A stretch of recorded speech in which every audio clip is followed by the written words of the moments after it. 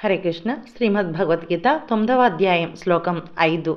నచ మత్స్థాని భూతాని పశ్య మే యోగమైశ్వరం భూత భృన్న చ భూతస్థో మమాత్మా భూత భావనః.